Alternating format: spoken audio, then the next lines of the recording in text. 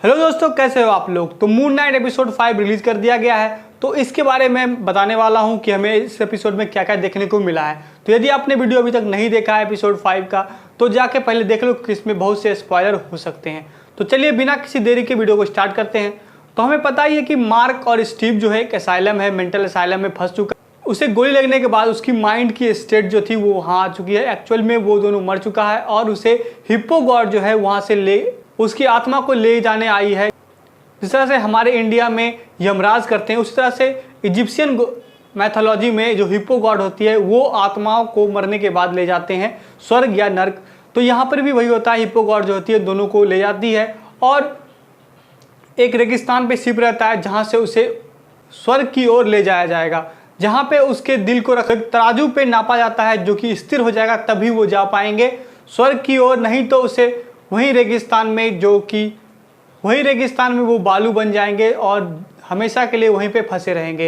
Actual में वही ship के अंदर वो पूरा असाइलम दिखाया जाता है जहाँ पे मार्क को 4th एपिसोड में दिखाया गया था। वहाँ पे मार्क की बहुत सारी यादें बसी हुई होती है। यहाँ पे मार्क के बारे में बहुत कुछ पता चलता है जो कि हमें स्टार्टिंग से पता है। उसकी बचपन के बारे में पता चलता है कि उसका एक भाई भी था जिसका नाम था रोरो, और उसके बचपन में ही उसकी गलती की वजह से वो मर गया था। इसकी वजह से उसकी माँ उससे नफरत करने लगती है और फिजिकली उसे बहुत मारती पीटती है। इसकी वजह से ही मार्क के दिमाग में ही स्टीव ग्रांट का एक पर्सनैलिटी पैदा हो जाता है, जिसे पता नहीं होता है कि उसकी माँ जो है एक्चुअल में आगे जाके मर चुकी है।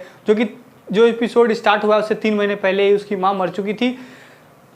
आपने स्टार्टिंग एपिसोड में देखा होगा जहाँ पे स्टीव जो अपनी माँ से बात करता है, एक्चुअल में वो सारे सीन्स जो था वो गलत था। वो किसी से बात नहीं करता क्योंकि उसकी माँ जो है वो 3 महीने पहले ही मर चुकी थी, और उस मरने के ही बाद ही उसके अंदर जो मार्क और स्टीव का जो कैरेक्टर था, आने जाने का जो तरीका था वो चेंज हो गया था। यही बताया जाता है कि मार्क किस तरह से घोचू गॉड से मिलता है, जहाँ पे लायला के डैड के साथ, जहाँ पे लायला के डैड को मरा हुआ दिखाया जाता है, वहीं पे मार्क को भी गोली लगी रहती है। वो मार्क अपने आप को गोली मारने वाला ही होता है। उसी वक्त उसके सामने जो होते हैं वो घोचू गॉड आ जाते हैं और कहते हैं कि यदि तुम चाहते हो तो मैं तुम्हें बचा सकता हूँ, लेकिन तुम्हें अपनी बॉडी जो है मेरे हवाले करनी होगी, रात के मुसाफिरों को बचाना होगा। और इस बात को मान जाते हैं मार्क, और मार्क जो है वो मून नाइट बन जाता है।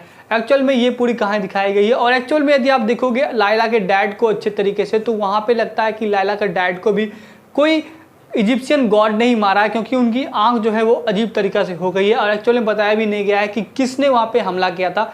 आगे जाके हम देखते हैं कि मार्क जो है वो हिप्पो गॉड से कहता है कि हमें ना ही स्वर्ग जाना है और ना ही नर्क जाना है, मुझे वापस जाना है हैरो को रोकने के लिए, क्योंकि वो एडिथ गॉड को जिंदा कर देगा। और उसी वक्त हम देखते हैं कि बहुत सारे आत्मा जो है वो अपने टाइम से पहले ही रेगिस्तान में आने लगते हैं, जिसे देखने के बाद सिंपली पता चल जाता है कि हैरो जो है वो अपने मिशन में कामयाब हो चुका है। अब उसे रोकने हिप्पो गॉड जो है उसकी बात मान जाती है और वो शिप को मोड़ लेती है। शिप को मोड़ने के बाद ही उसका दिल जो है अभी तक स्थिर नहीं होता है, क्योंकि एक तराजू पे उसके दिल को रखा जाता है कि उसका दिल स्थिर होगा तभी वो उस गेट को पार कर पाएगा।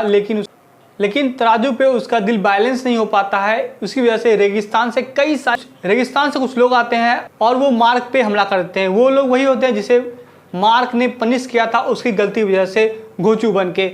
और वहाँ पे स्टीव जो है मार्क की हेल्प करता है और मार्क को बचाने में कामयाब हो जाता है। लेकिन वहाँ पे स्टीव जो है वो रेगिस्तान में गिर जाता है और वहाँ पे वो भी फ्रीज हो जाता है। पे ये पूरा एपिसोड खत्म हो जाता है, जहाँ पे मार्क ग्रांट को एक नए गेहूं के खेत में देखा जाता है। मार्क की 3rd पर्सनैलिटी को देखने को नहीं मिला है। हो सकता है कि 6th एपिसोड में देखने को मिले, या फिर हो सकता है इसमें वो दिखाने की कोशिश ना करे। लेकिन आपने एपिसोड 4 में देखा ही था, जहाँ पे एक हिंट दिया गया था, एक कॉफिन था जिसमें उसकी 3rd पर्सनैलिटी थी, और इसमें भी थोड़े हिंट्स दिए गए हैं। यदि आप देखोगे गौर से तो आपको थोड़ा सा लगेगा कि शायद कोई और भी है उसकी पर्सनैलिटी। ऑस्कर आइजैक की बात करूँ तो ऑस्कर आइजैक का इस पूरे मून नाइट में परफॉर्मेंस कमाल का है। पूरे एपिसोड में ऑस्कर आइजैक के दोनों कैरेक्टर को दिखाया गया, और आप एक सेकंड के लिए भी ये नहीं कहोगे कि ये दो एक ही बंदे हैं। दोनों की अलग पर्सनैलिटीज, आप मार्क और स्टीव जो है आपको बांधे रखते हैं, और ये थोड़ी सी सेकंड के लिए भी आपको बोर नहीं करता है, और आपको ये हमेशा लगता है कि आगे क्या होने वाला है। और एक्चुअल में एपिसोड को इस तरह से एंड कर दिया गया। एक्चुअली में ये सबसे बड़ा एपिसोड था, लेकिन अभी भी बहुत कुछ खुलने को बाकी है। एक ही एपिसोड बचा हुआ है जो कि अगले हफ्ते आने वाली है।